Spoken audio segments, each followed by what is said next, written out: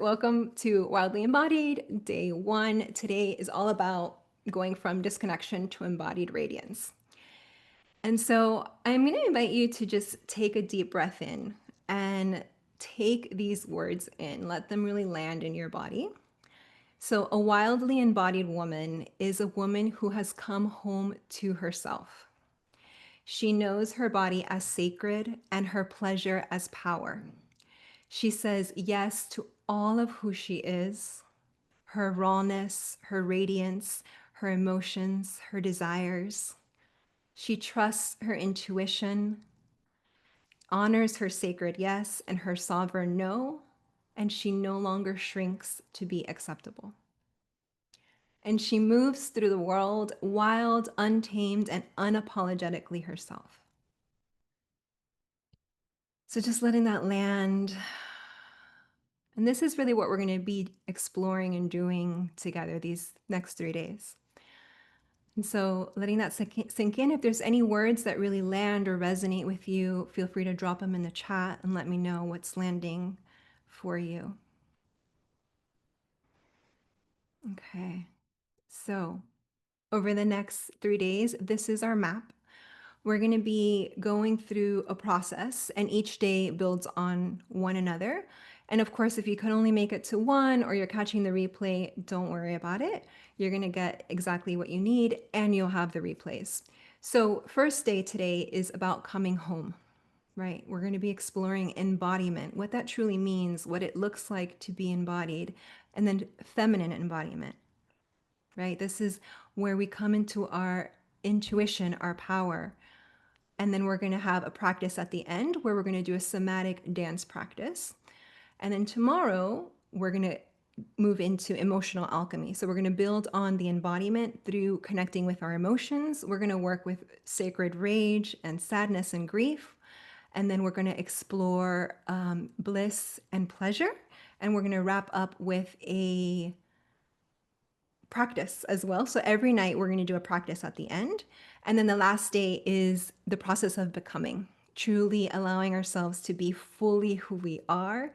We're going to work with the good girl identity, all the ways in which she's present in our lives, and really running the show even when we're unconscious to it. And then we're going to explore what our desires are and our values based on our truth and authenticity, not what we've been told that we should want.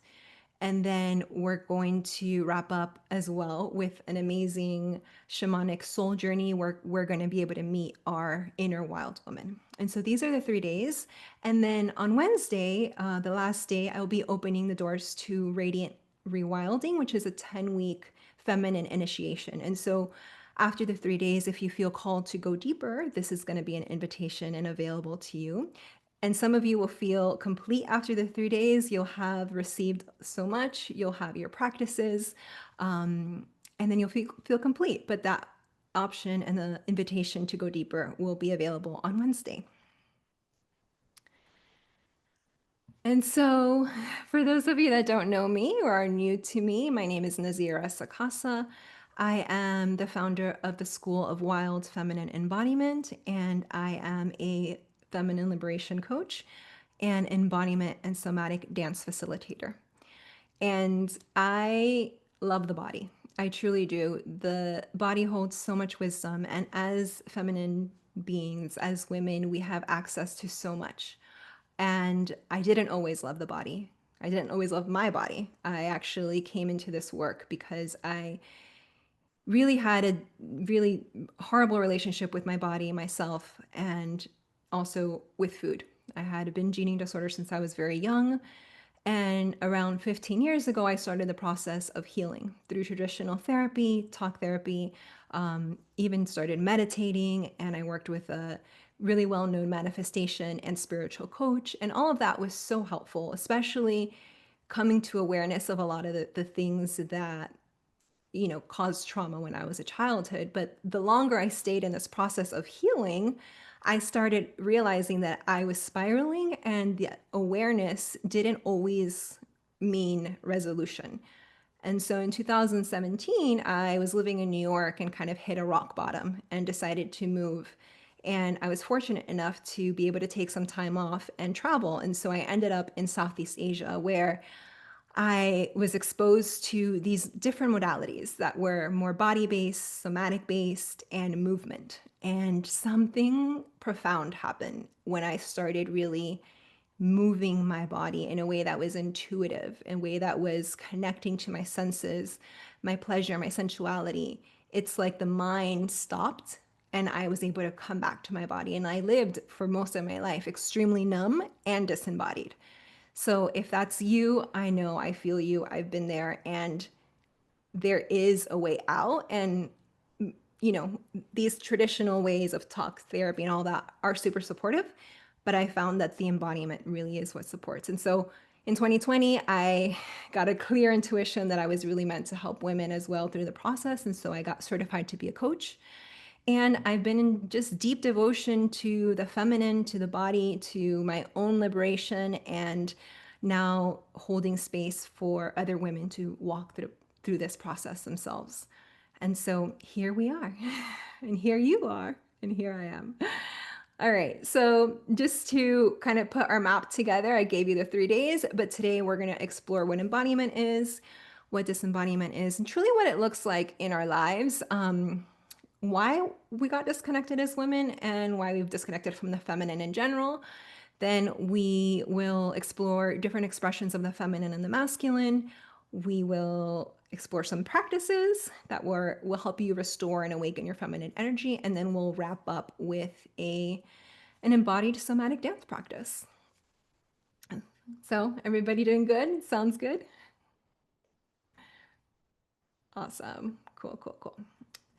All right. So let's start with just a tiny bit of self-inquiry. If you have a journal and you want to write these, you can. If you just want to think about it for a little bit, my invitation is to see kind of just what your current relationship with your body is. Does it feel like a place that's truly home? Or is it a place that you tend to escape or criticize? What does your body long for that your mind often overrides? So seeing if you have a sense for what that is. When do you feel most alive in your body? What have you been taught about expressing your feminine energy?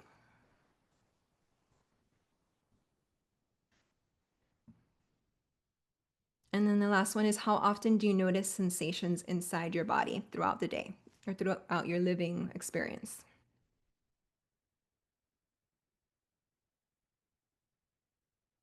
And just looking through the chat here from the slides before, that Stacy's saying that she appreciates the sovereign no. I've been having difficult time with that lately. Yeah, totally get that. That's one of the things we have to work through. So I'm excited that you're here. And if anything is like really present for you as you're doing the self-inquiry and you want to share in the chat, I'd love to hear. I think it's really powerful when we come together and we can start to see that even though we all have our lived experience, there are so many things that overlap, especially when we start to talk about the feminine and our bodies.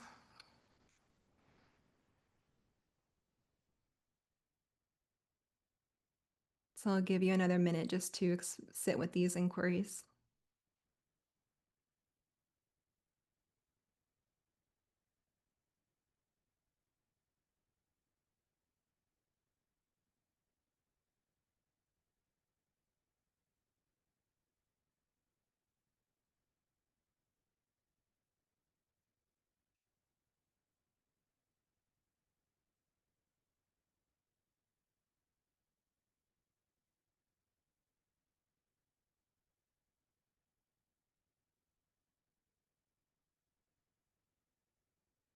Okay. So you can also come back to these explorations, explore deeper, and if there's anything you want to share, please do.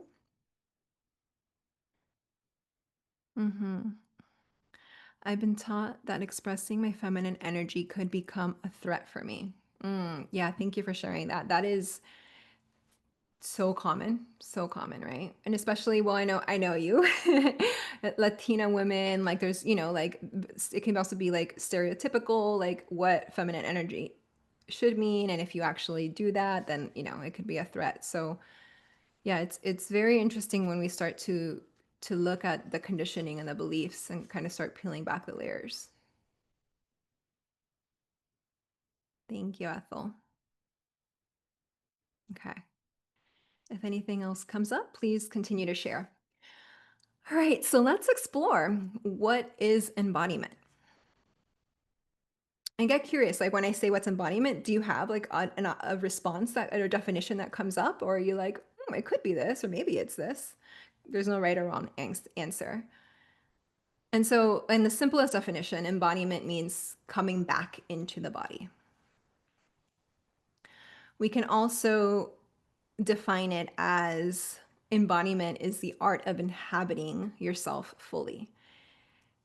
And so we can also see it as a practice or a way of being, of living inside your body rather than the mind, right? A lot of what we're going to be talking about today is this relationship with the body and the mind and how we have the tendency to be in our mind more than our bodies. And so embodiment is that art of coming down from the head into the body. And of course, this can sound a little bit weird because we live in our bodies. Of course, we are always in our bodies, but that doesn't mean that we're aware of what's happening in our bodies. And so a lot of what we're going to also be exploring is embodiment as the process of becoming aware of the signals and the sensations in our bodies so that we can have access to the full range of ourselves and as well as have our bodies be our guidance rather than our mind. Or at least we have access and then we can choose. Do we want to be more mental or do we actually want to drop down and see what's true for ourselves within our bodies? And we have that access. We've just forgotten. So, embodiment, like I said, is the process of becoming alive to the signals, sensations, and the wisdom within our bodies. And especially as women, we have so much wisdom within our bodies. We've just been completely taught to dissociate from it.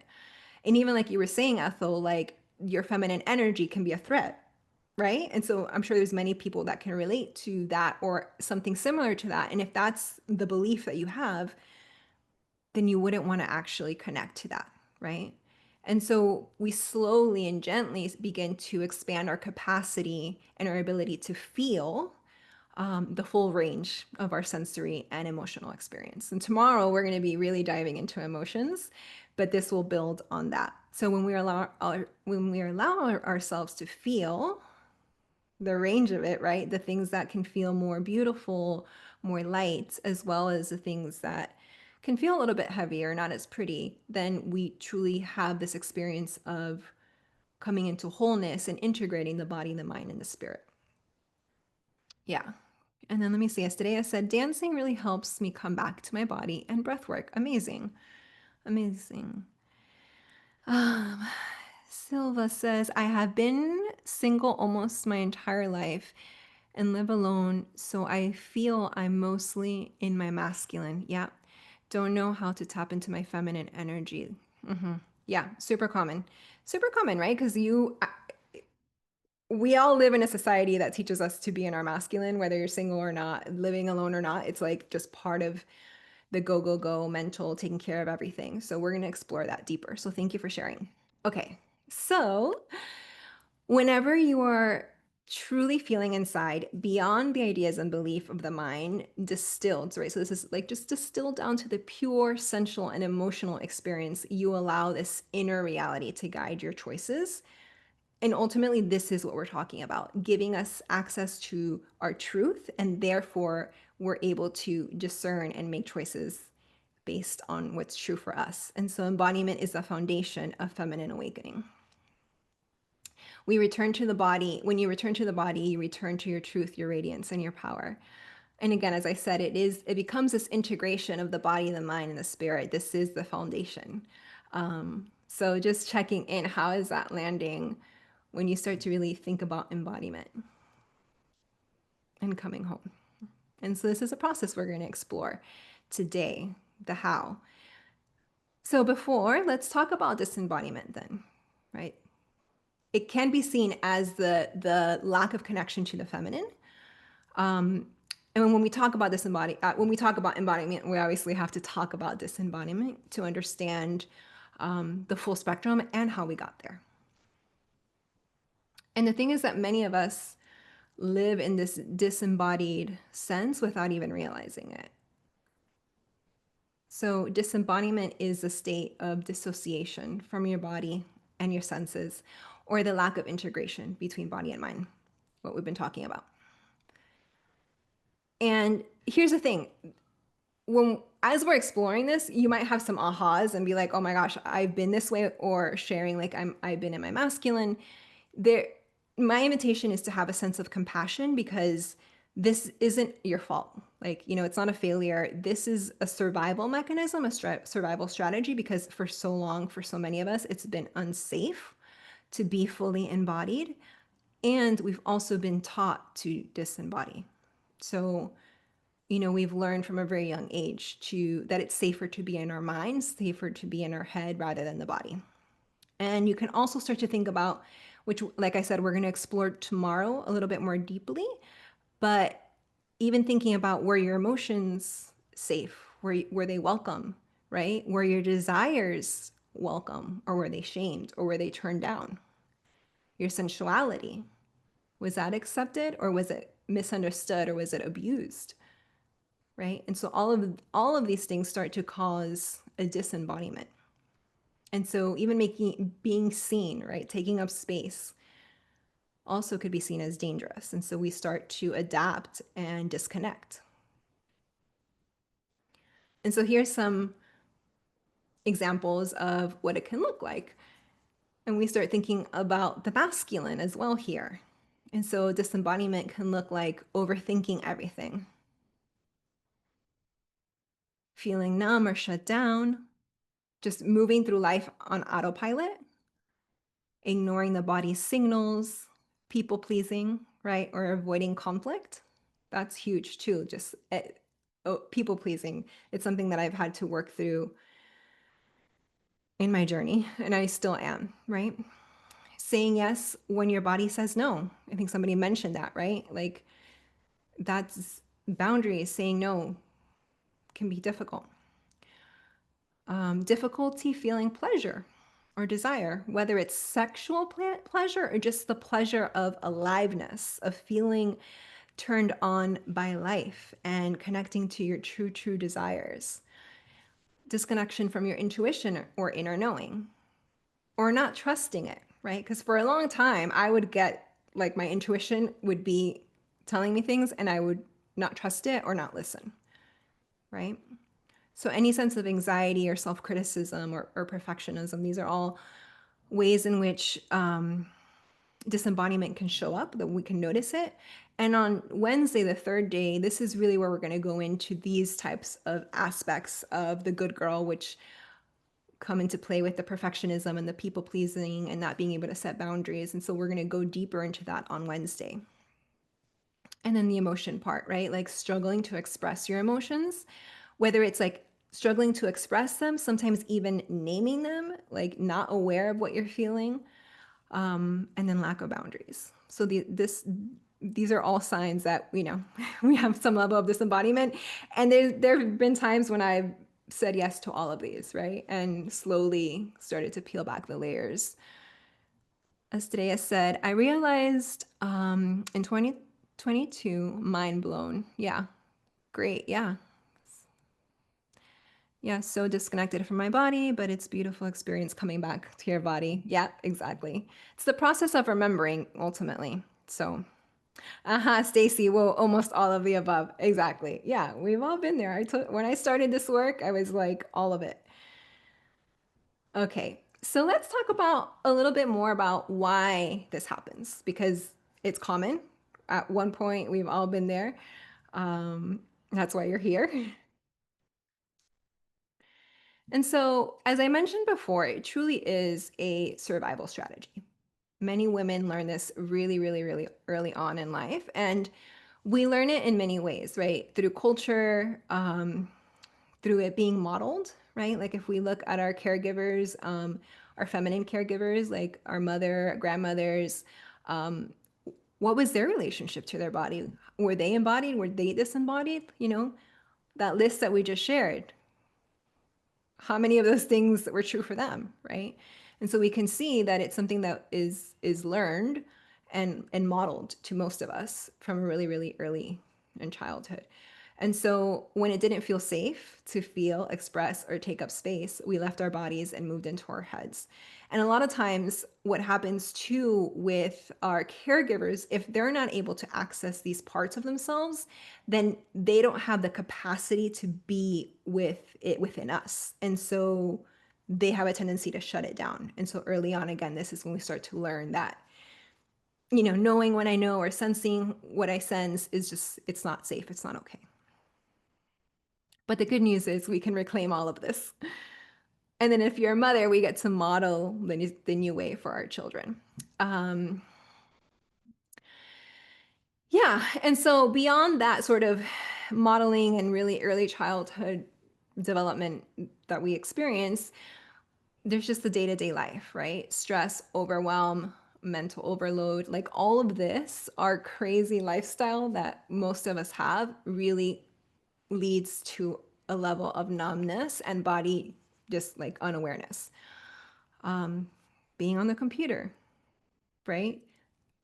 Any kind of device, you're just sucked into this device. You're not even aware of anything else other than being sucked in, right? So trauma, again, if you avoid any type of, if you've had any type of trauma, I sure had a lot of childhood trauma. And so a lot of that disembodiment came because I had to shut down, I had to numb to avoid pain, right? And so we do this also through food, through alcohol, just to not avoid, to avoid our feelings. And so you can start to see like all the ways in which our daily life cause us to disconnect from our bodies. And stress and anxiety actually do reduce our ability to feel pleasure and to connect to our intuition. Like all when we're overloaded with these stress hormones, that's all we can feel. We lose this connection to all our other abilities to feel, right? And so and the more overwhelmed we are, it drains us from our softness, from our creativity, right? Like creativity cannot exist when there's stress. We know this. And so reconnecting with our body can bring up old emotions and unresolved trauma. So we do this again very slowly, gently. We're not here to rush anything. Again, that's very masculine, like very linear, get stuff done, like A to Z, fix, there's nothing to fix. We start to unravel this in a very gentle and slow way. Yeah, and for most of us, life forces us into constant doing, overthinking, and we internalize the masculine and we dim the feminine. And that's what we're here to explore the rest of the class. This aspect, right? This aspect of when we are operating from our masculine, we dim the feminine and kind of exploring also the cost of that. And so the problem is that on a collective and an individual level, there is this massive imbalance, right? The masculine energy dominates and the feminine energy has been shamed, demonized, rejected, pushed away, feared, all the things. Just checking in. How is this landing? Give me a little, yeah? Okay, cool. All right, so let's talk about how we got there. We know we have this, we're experiencing it, but we need to understand how we arrived to this collective state of disconnection from the feminine, right? Because none of it happened by accident. It was a result of thousands of years of cultural conditioning. And so when we look at the process of civilization over the millennia, we can go back like 30,000 years, the experience of women on Earth was very different than it is today. And so this is why we start to see the rise of the feminine, right? Because it's actually a process of remembrance because it wasn't always the way it is. And so it's important to understand that and trust this process. And once you start doing this work, it feels so real. Like it truly feels like a homecoming because all we're doing is unlearning years of conditioning. And so during this time, back in the day, the feminine was honored, right? There was more balance, and we could see this in the religions and in the way that we had the female side of the god in the form of the goddess was worshipped, right? And so the feminine was recognized as the creative life force on earth. And we honored and we revered the goddess and the feminine.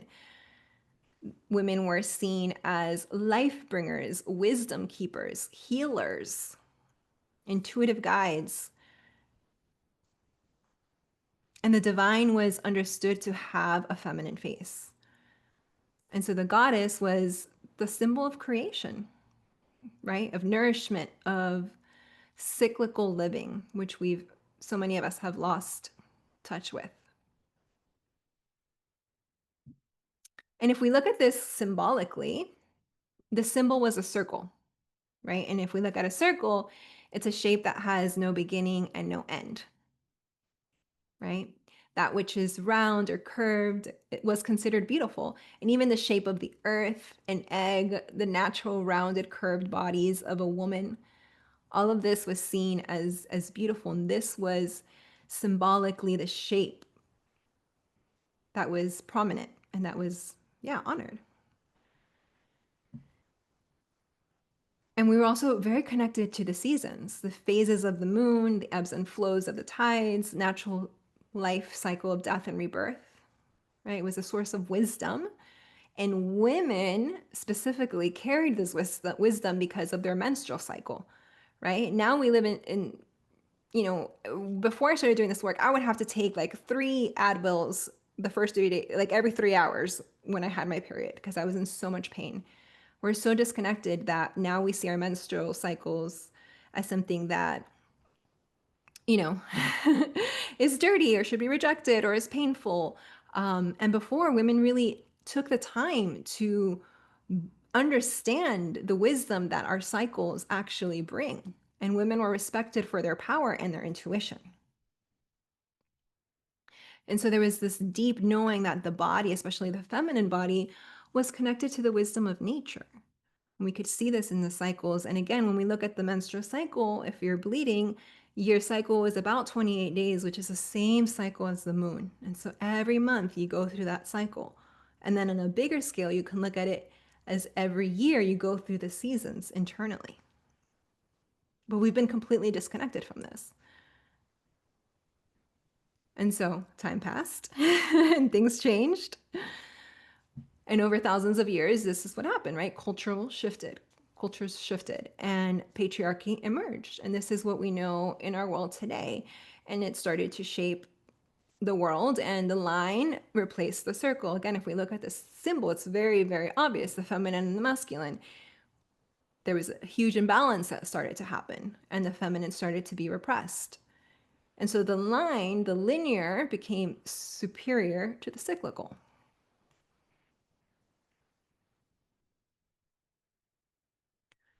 And this is what we call the rise of the patriarchy, right? We all know this. The line has a beginning and it has an end, a top and a bottom. Hierarchy, right? This is power over versus power within. And the worldview created systems where dominance became the masculine of the measure of value, and those on top had power over those on the bottom. And this is the world that we're living in, right? And so that is what caused that patriarchy, and the rise of the patriarchy is what caused the suppression of the feminine. And so feminine wisdom, of course, became feared because if a woman is in her power, then she can't be controlled or dominated. And so intuition became distrusted. Women who expressed their power were punished. I mean, we can really see this in the witch hunts. Thousands of women were tortured and killed simply for expressing their feminine gifts. Ultimately, the witches had a connection to the earth to the plants, to the herbs. They had the ability to heal, right? And so that was seen as dangerous. And so thousands of women, yeah, burned at the stake for their intuition, their healing powers, their sexuality, just simply refusing to stop being who they were. And so truly what happens is that we created this world where we're disconnected from the earth and therefore also destroying the earth, right? The earth, which is our mother, the greatest ultimate feminine energy.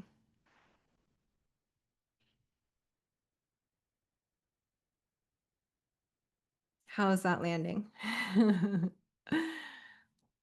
Can you see how that really like starts to shift everything? And once we go back and really start to see the history, I mean, there's so many amazing books or even podcasts. Like, if this is calling you, my invitation is to start to explore the religion of the goddess and just how the feminine at one point was truly revered and the magic that women hold within their bodies and how that was destroyed, right? Stacy says, this is so fascinating. The witch hunt is where my mind first went. Yeah, exactly. Yeah. So we can see this. Obviously, it still plays out in our society. It's still present, very much alive today. We live in a society where we have been conditioned to lead masculine dominant lives, focusing on the rational and the linear thinking, goal oriented action and competitive mindset, right? That still power over is what drives our society. And we're pushing, like pushing to win at the expense of our pleasure, our joy, our and just the flow of life.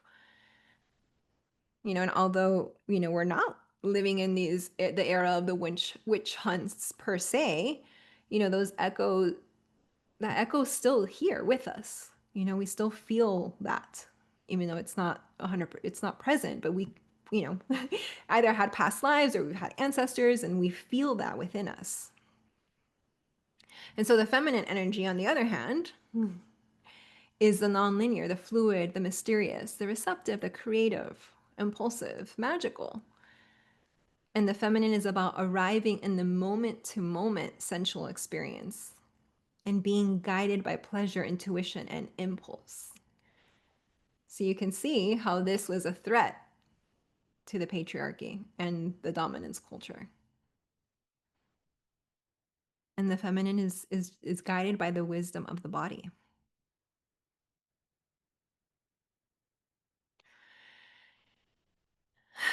And so as we see nowadays the rise of the feminine, and this is my devotion, my work, I think it's important to also mention here that both energies, when we talk about the feminine and the masculine, hold profound gifts. And our true power is activated when we work together in harmony with both polarities. But what's happened is that we're so out of balance, right? We've completely forgotten the feminine, that aspect has been silenced. And so we walk around disembodied. We, you know, don't trust our bodies. And so then the work becomes about reawakening that aspect of ourselves, not by denying the masculine or shaming the masculine, but rather simply coming into more of a balanced relationship with both. And so, as today I think said, it's like remembering, and I've said it a few times too, the work is actually about remembering, reclaiming, reawakening what once was sacred and what still lives within each and every one of us.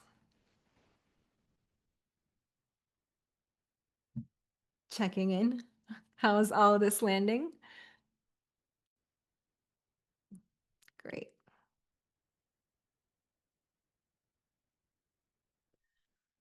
Okay, so let's talk about this a little bit too, just the expressions of the masculine and the feminine and how they might currently show up in your life or maybe how they've shown up in the past. And we can see this with both, like even the feminine energy, there's the healthy aspects or the healthy qualities of the feminine. And there's also the distorted or the shadow aspects, if you will. And so just noticing how these might be present in your life. So with the masculine, we look at the healthy, divine masculine, if you will, aspects, and that's of clarity, of presence, of stability, of discernment, protection, being able to set boundaries, intuitive, right? Be able to contain. When we really look at the masculine, this is why the masculine is needed. We need the containment and the right use of power, not the power over.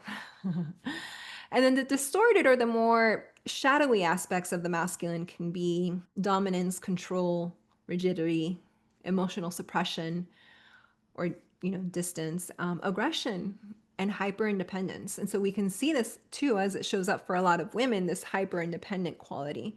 We've been conditioned again to just be super hyper independent and control. I know control was a big one for me. Like I needed to control everything. And then for the feminine, we can see the healthy aspects or, the divine feminine aspects as receptivity, intuition, emotional intelligence, sensuality, empathy, creativity, right? Relational attunement, flow. And then the more, the distorted or the shadowy qualities can be passive, over yielding, emotionally violent, right? And so when we're not connected to our emotions, we can kind of have these bursts and be kind of, a little violent with our emotions. We can collapse, people pleasing, right? Chaos because we're not in touch with what's actually happening with us. And so it can kind of have this eruptive feeling, which the feminine by nature is, chaotic and mysterious and all of that. But when we're not actually in touch with it or connected to it, it can kind of feel like we're out of control. And then lack of boundaries, which we've been speaking of. So just looking at this list, I'm curious if anything stands out as true for you. And this isn't an extensive list, but I just wanted to share some of the more common things that we see with both aspects, the feminine and the masculine.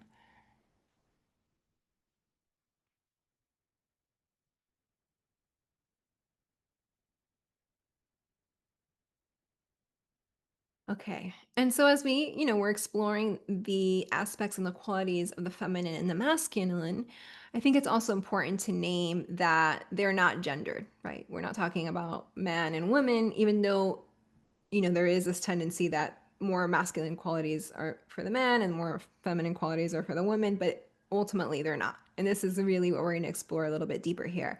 They are sacred polarities. So we actually need both. Or you can see them as archetypal energies present in all people, right? Regardless of sex or orientation. And when we look at them from this perspective of archetypal energies, I think it's very powerful because this is one of the type of work that I really enjoy doing because we get access to our full range. When we do this archetypal work or we see things through this lens of archetypal, it gives us access to our fullness. And Carl Jung really talked about individuation as a process of wholeness. So coming into wholeness. And so, yeah, we can see this also in the archetypal energies. So, in all culturals, really. And, in Taoism, there's like the yang and the yin. In Jungian psychology, we can see this as the animus and anima. More esoteric traditions, the sun and the moon, the sword, which is more directive, and the chalice. In the yoga tantric philosophy, Shiva, stillness, and Shakti, really the creative life force. And so, like I said, really looking at it from this perspective, we see that they actually go together and we need both of them. And we can see it as almost like having a longing for the other part of us if we're not activated, right? Which is why most of you are probably here because you're more in tune with your masculine energy. And so there's this longing for the feminine to awaken, to come into balance, to really come into wholeness in that way, right? And so when we do this work, we get to actually activate both parts, and then it gives us access to choosing what aspect we actually want to be awakened or be leading in any moment of our life. And so when we do this and we honor both aspects within us, we can, like I said, consciously choose which one we want to lead from. And for women, like I said, there is that deeper longing to connect with the feminine simply because we've been so disconnected for so long. And we're just honestly like not skilled. Even though it's a process of remembrance and it's our true nature, it's like we don't even know how to animate that aspect of ourselves if we wanted to. And so we get to do that through different practices. And so these are some practices that I've used in my process, in my awakening, in my coming home, and those that I also use with my clients or encourage them to do. And again, by no means is this an extensive list, but these are some ideas that will help you develop the skills of really bringing the feminine back online. And so we can start with things like feeling your sensations and emotions instead of overriding them, right? And in order to do that, we probably need to find some stillness, right? And so that's stillness is the masculine, but if you're giving yourself the space to be with what is, you have the containment as the masculine, and then the feminine is able to rise and you can be available to be with your sensations and your emotions. Moving the body in an intuitive, fluid, expressive way. I think yesterday you mentioned dancing as this form of really helping you connect to the feminine. And this is my favorite way and truly the what made the most difference for me in my process. And so we'll be exploring this a little bit later. This is what we're going to be doing today. And then creating spaces of beauty, right? Truly beauty is the feminine. And so maybe that's creating beauty in your home, bringing in flowers or textures. Maybe it's clothing, like really choosing something that feels beautiful for you. Honoring your intuition and inner knowing, right? Like taking the time to listen, to ask yourself questions, and then to listen to the guidance. Allowing pleasure, sensuality, and receptivity. So, really taking the time to notice pleasure and asking yourself, like, how can I actually make this more pleasurable? And sensuality is actually available to us 24/7. We've just been shut down to it. And allowing ourselves to slowly start to reawaken that within ourselves and be receptive, allowing ourselves to receive. Like one of the things when I was working with a client a while ago, people would offer her to open the door, for example, or carry her groceries in the elevator. And she would always say, no, no, I got it, I got it, I got it, right? And she, again, hyper independence. And so I invited her as like a challenge or a little bit of a dare to really begin to allow herself to receive, to say yes. And it started to shift things for her. And she noticed that more people were asking, hey, can I help you or can I do this? And so saying that puts you into that feminine receiving energy. Connecting to nature and the rhythms, right, of your cyclical nature. As I talked about earlier, if you are menstruating, beginning to work with your menstrual cycle, tracking it, seeing how you feel in the different times of your cycle. Like this is so important and it'll connect you back to your true essence.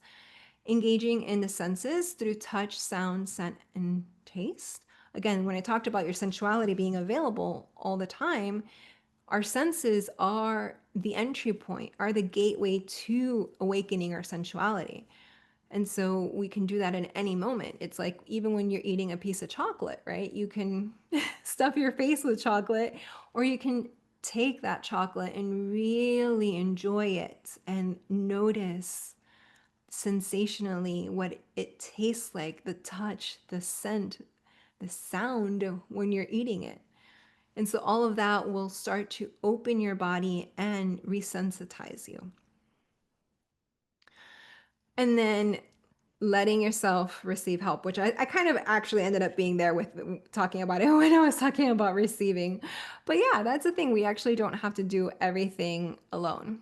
So those are some ideas. And I'm curious if any of these stand out to you, if you're doing any of them currently, if perhaps you would want to, incorporate some of these or play around, or some of them are like, no, or just curious. Let me know in the chat, like what you're feeling or how these are landing for you.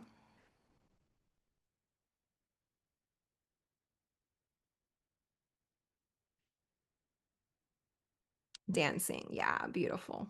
Yeah, it's so powerful. So we're going to move into a little bit of a movement practice here. I started doing these two, super powerful. I love it.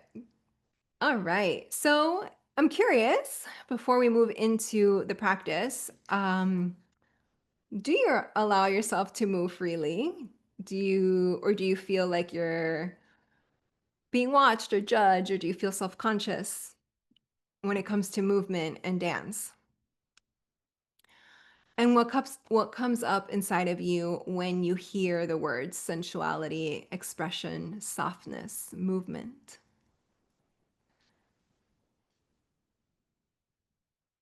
And then do you ever notice that like your body wants to dance or shake or release or express, but you hold yourself back?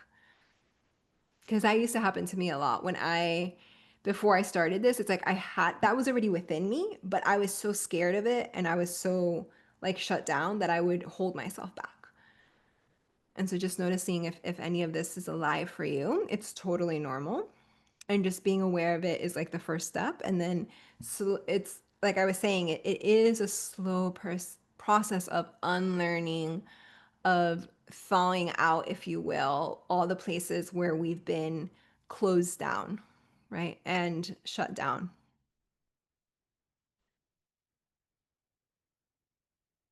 Beautiful. And so here's my little piece of truth that I want to offer you. And this is, what I've come to see as truth through my own experience and working with women. And that is that women must move. And we're not talking about moving like working out and lifting weights and going for a run, even though all those things are great. I'm really talking about the movement that brings you back into your body, and movement that serves as a remembrance and an awakening, right? And so we cannot know ourselves, our power, or our desires, or the truth of who we truly are without movement. And because movement reconnects us to that sensational, that senses within our body and the truth of who we are. And so movement is how the feminine comes alive. And we see this in nature, right? There's nothing still. I mean, there are moments of stillness in nature, but for the most part, nature is always moving and flowing and is cyclical, right? So it's how we reconnect to our intuition, our emotions, our sensuality, the wild, the instinctual, and our inner fire through movement, through expression. The body will show you when nothing else will. The mind can talk and talk and chatter. All the answers are truly within your body. And so when we move, we wake parts of ourselves that have been dormant or suppressed.